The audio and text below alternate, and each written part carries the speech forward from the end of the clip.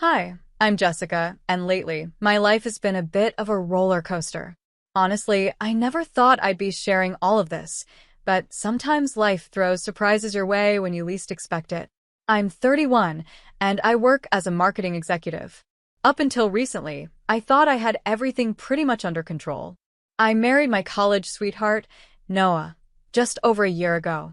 We were on top of the world, and life seemed perfect. Not long after we got married, we found out I was pregnant. It was our little secret, and we were over the moon with happiness. I remember one evening when I just couldn't hold it in any longer. I turned to Noah and said, "Can you believe it? We're going to be parents." I could barely keep my excitement in check.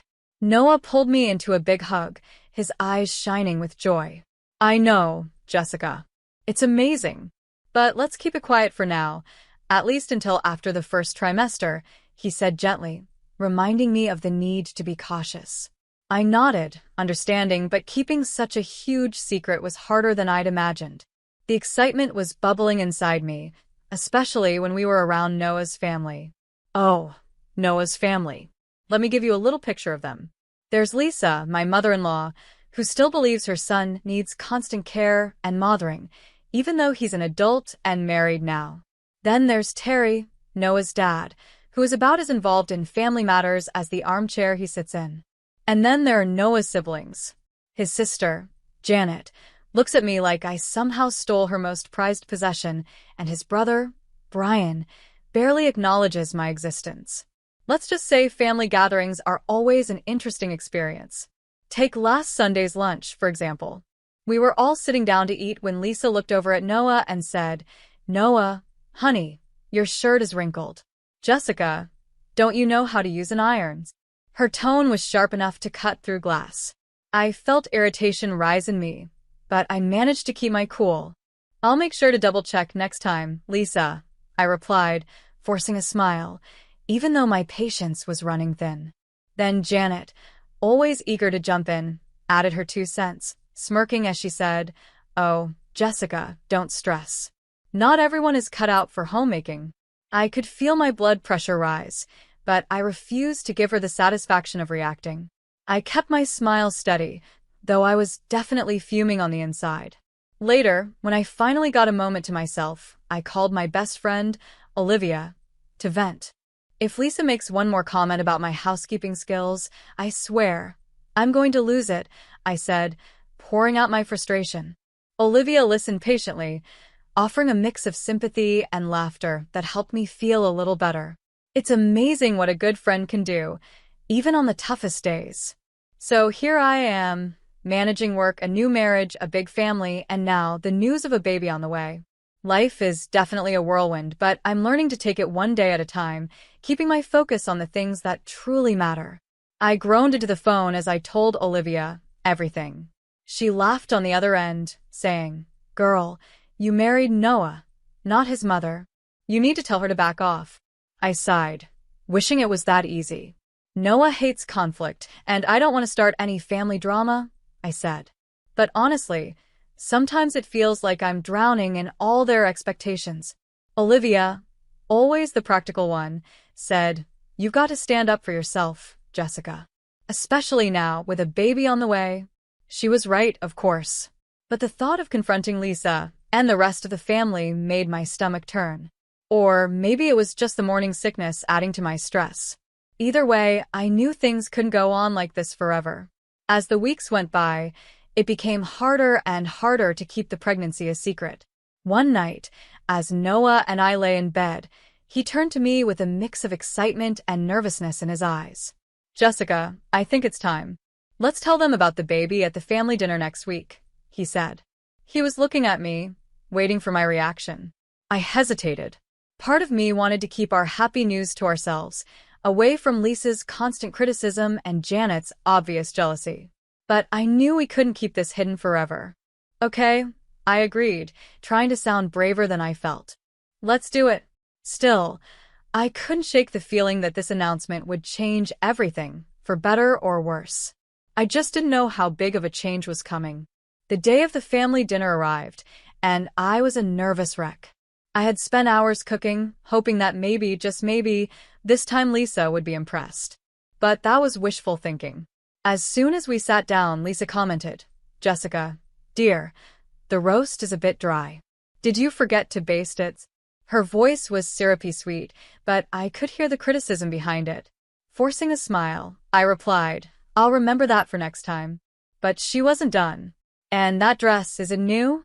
It seems a bit tight, don't you think?" Her eyes lingered on my waist, clearly noticing the subtle changes in my body. I was about to respond when Noah cleared his throat. "Actually, Mom, we have some news," he said. This was it. I took a deep breath, giving him a small nod. "Jessica and I are having a baby," he announced, smiling. For a moment, the room fell silent. Then it erupted. "Oh, sweetie, that's wonderful," said Terry, Noah's dad, with a rare smile. Brian, Noah's brother, muttered a half-hearted congrats. Janet's face twisted with what I could only describe as jealousy. But it was Lisa's reaction that truly shocked me. "Are you sure, Noah?" she asked, her tone skeptical. "How do you know she's not lying?" I couldn't believe what I was hearing. "Excuse me?" I said, my voice barely a whisper. Lisa continued, narrowing her eyes at me.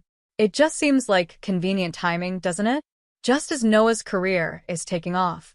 Noah looked genuinely confused. "What are you talking about, Mom?" he asked. Janet, always quick to add fuel to the fire, chimed in. "Remember, Jessica used to be so strict about birth control. Funny how things change, huh?" I felt my heart drop. This announcement was supposed to be a joyful moment for our family, a chance for everyone to share in our happiness. Instead, it had turned into a moment of judgment and suspicion. In that moment, I realized just how complicated this family really was and how challenging it would be to bring a child into this world surrounded by such distrust. I couldn't believe what I was hearing. This was supposed to be one of the happiest moments of my life. Noah and I had decided together, over a year ago, that we were ready to start a family. I felt the weight of their judgment crushing down on me, and I could hardly believe I was being questioned like this. "This is supposed to be good news," I said, looking at Noah, hoping he'd defend me. But he seemed hesitant, and I could see a flicker of doubt in his eyes. That hurt more than anything. Then Lisa, his mom, stood up, her chair scraping loudly against the floor. "If you're really pregnant, prove it," she said coldly. "Prove it," I echoed, my voice trembling with anger and disbelief. "What do you want me to do? Take a test right here in front of everyone?" Lisa rolled her eyes. "Don't be so dramatic, Jessica. A proper blood test will do," she snapped. I turned to Noah, hoping he'd step in and stop this madness, but he looked conflicted, glancing between his mother and me. Then, to my shock, he said softly, maybe it's not a bad idea, Jessica. Just to put everyone's minds at ease." My heart felt like it had shattered into pieces. How could he even consider this? How could he question me like this? I took a deep breath, my world spinning. "This is insane. I'm leaving," I said, turning to go. But Lisa moved in front of me, blocking my way. "Not so fast. If you walk out that door, we'll all know you're lying," she sneered. "Get out of my way, Lisa," I said firmly, trying to push past her. But then, everything happened so fast, and yet it felt like slow motion. Lisa suddenly shoved me, her hands pushing me backward.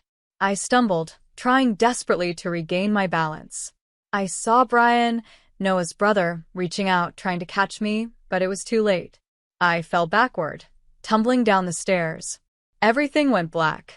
When I finally came to, I was lying on a stretcher in an ambulance, tears streaming down my face as the memories replayed in my mind. Lisa's harsh face, Janet's smug look, Noah's silence, and Brian's desperate attempt to grab my arm. My mind was spinning with one terrifying question. Would my baby be okay? The ambulance sped to the hospital, and soon, I was surrounded by doctors and nurses. Their voices were a blur as they moved around me, checking my vitals and asking questions. All I could focus on was my overwhelming fear for my baby. I blinked awake later to the steady beep of monitors. A doctor was standing beside my bed, smiling gently. Mrs. Thompson, you're awake. Good news. The baby is safe. You're both going to be okay, he said softly. A wave of relief washed over me, but it was quickly replaced by anger and hurt. How could this have happened? How could Noah's family doubt me? And worse, how could Noah himself have doubted me? I knew that things could never go back to the way they were. As I lay there, recovering, one thought filled my mind. I had to protect my baby, no matter what. And I wasn't sure if I could ever truly trust Noah or his family again. I remembered why I was there, lying in the hospital bed. Noah stood nearby, looking pale and unsure. Jessica, I'm so sorry. I don't know what happened, he began, but I cut him off, feeling anger rising inside me. What happened? I said, my voice shaking. Your mother pushed me down the stairs. That's what happened. Noah flinched, looking uncomfortable. Mom says it was an accident, he murmured. She was just trying to stop you from leaving. Before I could reply, Olivia burst into the room, full of energy and worry. Jessica. Oh my God, are you okay? She asked, rushing to my side. Then she turned to Noah, her eyes fierce. And you? How could you let this happen? Noah stammered, trying to explain, but Olivia wasn't having it. Save it, she snapped, cutting him off, then turned back to me, her voice soft. I'm here now, Jessica. Whatever you need. When Noah finally left the room to take a break, I filled Olivia in on everything that had happened. Her expression grew angrier with each word I said. We're not letting them get away with this, she said firmly. Just then, we heard familiar voices out in the hallway. It was Lisa and Janet, talking just loud enough to catch bits of their conversation. We just need to convince Noah it was an accident, Lisa was saying. Jessica has always been clumsy anyway. She's probably faking this pregnancy. Olivia's eyes widened. Without a word, she pulled out her phone and began recording the conversation as their voices faded down the hall. I felt something harden inside me. I was done being pushed around. Olivia, I whispered, I need your help. We're going to fight back. Over the next few hours, we made a plan. Olivia managed to talk a nurse into giving us copies of my medical records, which clearly showed proof of my pregnancy and my injuries from the fall, evidence of what had really happened. We should get statements from the hospital staff, too, Olivia suggested. They can confirm the condition you were in when you arrived. I nodded but hesitated. What about Noah? I asked. He's been texting me, but it's clear he believes his mom's story. Forward me the messages, Olivia said, her voice strong and determined. It's all evidence, Jessica. She got to work, gathering everything we needed. Then I made a call I never thought I'd have to make. Hello, is this the office of Diane Morgan? I need to speak with her about a domestic abuse case. A little while later, Olivia returned, looking pleased. Got it all, the medical records, staff statements, and that lovely recording of Lisa and Janet plotting, she said. I took a deep breath and looked at her. Olivia, I've made a decision. I'm leaving Noah. She looked at me gently. Are you sure? Yes. I have to for my baby's safety and for my own peace. Just then, Noah walked back into the room, looking nervous. Jessica, can we talk? Mom wants to come and apologize, he said, sounding hesitant. No, Noah, we can't talk, I replied firmly. And no, she can't come. I'm done. Noah looked shocked. What do you mean? I mean I'm leaving, I said, feeling a wave of calm wash over me. I can't be part of this family anymore, Noah, I said, trying to keep my voice steady. It's not safe for me or our child. Noah's face was a mix of confusion and pain. But Jessica, we can work this out. Maybe it was all just a misunderstanding. Olivia, standing beside me with a firm expression, interrupted him. She said she's done, Noah. You need to respect that, she said, her tone unwavering. Noah looked stunned as he slowly left the room, the door closing softly behind him. I felt a mixture of sadness and relief wash over me. Leaving wouldn't be easy, and I knew the road ahead would be tough. But for the first time in days, I felt a small spark of hope. Turning to Olivia, I whispered, "What now?" She gave me a determined smile. "Now we get you somewhere safe, and then we make sure they face the consequences." Months passed, and I was now 6 months pregnant, living with Olivia in her cozy apartment. My baby bump was obvious, a constant reminder of why I was fighting so hard to stay strong and keep moving forward. One morning, as I was waddling around the apartment, Olivia handed me a glass of water. "Ready for court today?" she asked. I nodded, feeling both nervous and determined. As ready as I'll ever be. The courtroom was crowded, and I could see Noah and his family seated on the opposite side. Lisa looked smug, but I knew that expression wouldn't last long. Our lawyer, Diane, was fierce and prepared, ready to present the evidence we'd gathered.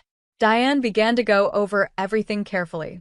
She explained my medical records, presented statements from hospital staff, and then added, "Your Honor, I'd like to present audio evidence of the defendants plotting to cover up their actions." Lisa and Janet's faces turned pale as their voices played over the courtroom speakers. The audio captured Lisa talking about the accident and Janet supporting her. Noah looked shocked, as if he had been punched in the gut. Then the judge's voice rang out, addressing Lisa. "Mrs. Thompson, you pushed your daughter-in-law down a flight of stairs, endangering both her life and that of her unborn child. How do you plead?" Lisa, visibly shaken, stammered, "It was an accident. I didn't mean." The judge held up a hand. "Save it for your lawyer, Mrs. Thompson. You are facing charges of assault and endangering an unborn child." During a break, Noah approached me, looking worn and regretful. "Jessica, I had no idea," he said, his voice barely above a whisper. "I'm so sorry. Can we please talk?" For a moment, I felt a hint of pity, but then I remembered those painful days in the hospital, his doubt, his silence, his choice to believe his mother over me. I took a deep breath. "No, Noah, your apology means nothing. You chose them over me and our child. There's no coming back from that." His face crumpled, but I stayed strong. I had a future and a child to protect now. Later, as we waited for the judge's final decision, I held my breath. The judge's gavel struck, loud and final. In the matter of Thompson versus Thompson, this court rules in favor of the plaintiff, Mrs. Jessica Thompson. She is granted a divorce, full custody of the unborn child, and a settlement of $700,000 for emotional damages and medical expenses. I let out a long, relieved breath, feeling a weight lift from my shoulders. The fight was finally over. Now, I could look forward to a fresh start, free from the judgment and doubt of Noah's family. I had a future to rebuild, for myself and my baby, and I knew that this was only the beginning. I hadn't realized I was holding my breath until it was finally over. We had won. Now, 3 years later, I'm standing in my living room, blowing up balloons for my daughter Lily's 3rd birthday. She's my little warrior, born against all odds, now toddling around with the sweetest babbles and laughter. As I set up the decorations, Olivia walks in, arms loaded with presents. "Where's the birthday girl?" "Annie Olivia's got some goodies," she says with a big grin. Lily squeals with joy and hurries over to her, clapping her tiny hands in excitement. Watching Lily's delight, I can't help but think about how much has changed since those hard days. Today, I'm running my own small marketing business. I've turned my pain and past struggles into a mission to help others who have gone through hard times, too. Through my work, I help other survivors share their stories and find strength in speaking up. It's rewarding to know that my own journey can make a difference. Lisa, Noah's mother, is serving her sentence now. It turns out that pushing a pregnant woman down the stairs has real consequences in the eyes of the law.